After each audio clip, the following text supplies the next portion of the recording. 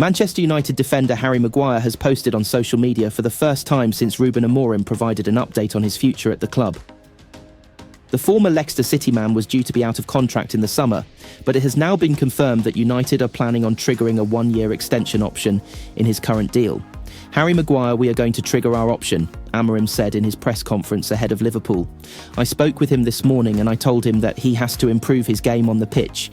We need him a lot, and also he has to improve as a leader, because we all know the situation that he had here, but we need him a lot in this moment. So we are going to trigger happily the option for Harry."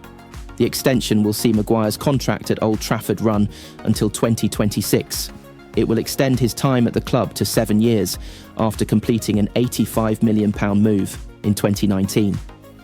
Just hours after the news was confirmed by Amorim, Maguire took to social media. But his concentration was on the PSC World Darts Championships final between United fan Luke Littler and Michael van Gerwen. The final took place on Friday night at Alexandra Palace. Littler made easy work of his opponent, coming out as 7-3 winner. After the match, Maguire again took to social media. He shared a picture of the 17-year-old with the trophy and wrote, "Ridiculous, congratulations, Luke the Nuka Littler." In his post-match press conference, Littler confirmed his despite to parade the trophy at Old Trafford. The first chance he will get could be on Thursday, 16th January, when United host Southampton. Manchester United find themselves in the midst of one of their most challenging periods in recent memory, with their struggles epitomised by a 2-0 defeat against Newcastle United at Old Trafford on Monday night. Welcome back again to the latest news. This marked the Red Devils' 4th consecutive loss in all competitions and their 3rd successive Premier League game without finding the back of the net. As they prepare to face league leaders Liverpool at Anfield on Sunday, the club is grappling with a host of problems both on and off the pitch. United currently sit 14th in the Premier League table, just 7 points clear of the relegation zone. Their recent form has been abysmal, with 5 losses in their last 6 league games, making the threat of relegation a haunting reality for a club that once dominated English football. Although it remains unlikely that United will drop to the Championship, their recent performances have cast doubt on their ability to avoid being dragged deeper into the relegation battle. A loss to Liverpool this weekend, coupled with a win for 18th placed Ipswich Town, could shrink their safety cushion to just 4 points. Adding to their woes, United's squad has been ravaged by injuries to key players. Victor Lindelof is sidelined indefinitely after picking up an injury in the recent clash against Tottenham Hotspur. Luke Shaw, who only recently returned from a calf issue, is now out again with a hamstring injury, leaving the England international devastated by his ongoing fitness struggles. Mason Mount, meanwhile, is also out of action due to an injury sustained during the Manchester derby in December. Manager Ruben Amorim has confirmed that Mount will be unavailable for several weeks. Despite these setbacks, United do not have any players suspended for Sunday's clash. Manuel Ugarte and Bruno Fernandes are expected to return to the squad after serving 1-game bans during the defeat to Newcastle. However, their availability does little to mask the growing concerns surrounding the team's performance and morale. Gary Neville, the former United captain, has expressed grave concerns about the team's prospects ahead of their trip to Anfield. Describing the situation as desperate, Neville believes Liverpool is the last opponent United would want to face right now. "Anfield is an unforgiving place to go," he said. "It's the worst place at the best of times. The form Liverpool are in is out of this world. I have some fear for Sunday." Neville pointed to United's dismal display against Newcastle, where Amorim started with 2 ageing midfielders, Casemiro and Christian Eriksen, both of whom struggled to impose themselves on the game. Summer signing Joshua Zirkzee was substituted after just 33 minutes to a chorus of mixed reactions, highlighting the tactical confusion within the squad. Marcus Rashford, once United's talisman, was an unused substitute, with Amorim later admitting, "I don't make excuses. People are tired of them at this club. Our club needs a shock." The Red Devils' recent struggles are not confined to the league. Their FA Cup defence could end prematurely when they face Arsenal at the Emirates in the 3rd round. United have not won at the Emirates since 2019, and with Arsenal currently in scintillating form, the odds are stacked against them. A loss would leave United with only the Europa League as a realistic route to silverware this season. Winning the Europa League would not only deliver a much-needed trophy, but also secure Champions League qualification, which seems unattainable through their league position. Looking ahead, Neville highlighted the internal challenges facing Amorim. The Portuguese manager has been vocal about his dissatisfaction with certain players' training efforts, particularly Rashford and Alejandro Garnacho. However, Neville believes their inclusion against Liverpool could offer a glimmer of hope, given their pace and ability to trouble defenders like Andy Robertson and Trent Alexander-Arnold. Right now, it's needs must, and it's desperate, Neville admitted, acknowledging the delicate balancing act Amorim faces in trying to set a new cultural standard, while also addressing the immediate need for results. United's problems are not limited to tactical and injury issues. Their home form has been a significant concern, with the team winning only 13 of their 25 games at Old Trafford across all competitions in 2024. This starkly contrasts with the formidable home form they enjoyed under Erik Ten Hag in the 2022-23 season, where they lost just 2 games at Old Trafford. If United are serious about re-establishing themselves as top 4 contenders, they must transform Old Trafford back into a fortress.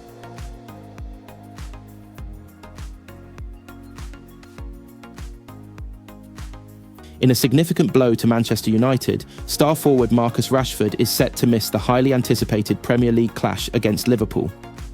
The news was confirmed by manager Amorim during a press briefing, where he revealed that Rashford has been sidelined due to illness. Marcus is ill, and unfortunately he's not training today at Carrington, so I think he's going to be out, Amorim stated, expressing disappointment over the unavailability of one of his most crucial attacking players. The announcement comes as a shock to fans and teammates alike, with the Liverpool fixture being one of the most eagerly awaited matches on the Premier League calendar. Rashford, who has been in solid form this season, was expected to play a pivotal role in what is always a fiercely contested encounter. Rashford's absence leaves a significant void in United's attacking lineup. Known for his pace, precision, and ability to deliver in high-stakes games, Rashford has been a key figure in Erik Ten Hag's squad. His absence could force a tactical reshuffle, with Amorim potentially looking to Ahmad, Alejandro Garnacho, or Antony to step up and fill the gap. This development also puts additional pressure on Bruno Fernandes, who will need to orchestrate the attack with even greater intensity in Rashford's absence. The United manager may also consider leaning on young talents or alternative formations to keep Liverpool's defence on their toes. The rivalry between Manchester United and Liverpool is one of the most storied in football history, with both clubs fighting for dominance on multiple fronts. United's recent form has been promising, but facing Liverpool without Rashford's dynamism and attacking prowess is undoubtedly a challenge. Liverpool, currently sitting near the top of the table, will view Rashford's absence as an opportunity to exploit United's weakened attack. Arne Slot's side has been in scintillating form, and they will look to capitalise on every advantage as they prepare for the trip to Old Trafford. The news has sparked a wave of reactions from fans on social media. While some expressed concern over United's chances against Liverpool, others rallied behind the team, emphasising the importance of collective effort. It's a setback, but we've got to trust the team. This is Manchester United, we never back down, one fan tweeted. As Rashford focuses on recovering, United's medical team will monitor his condition closely, hoping to have him back in action soon.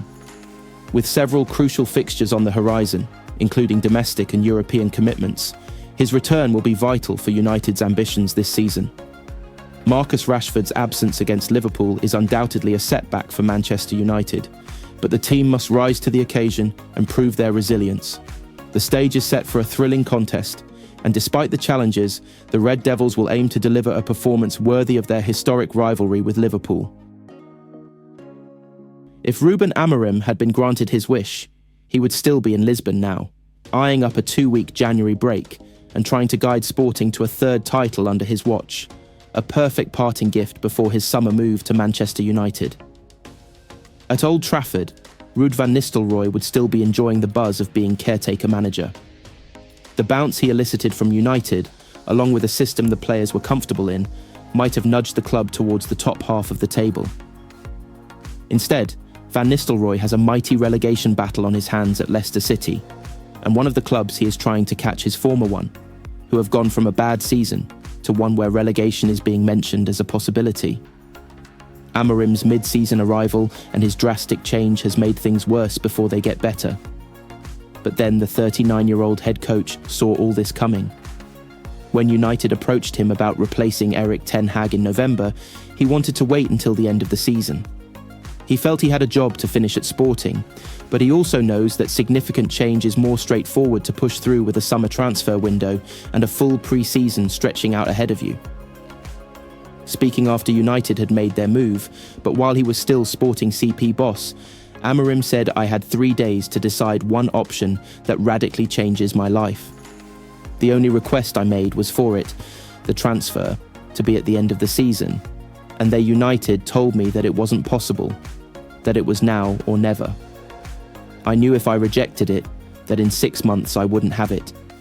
And I knew that in 6 months I would know that I wouldn't be at Sporting." Amorim had already told Sporting that this was his final season.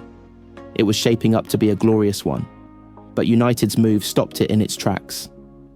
At the time, it felt like United had acted like a big club should, demanding they get their man now rather than wait another 8 months.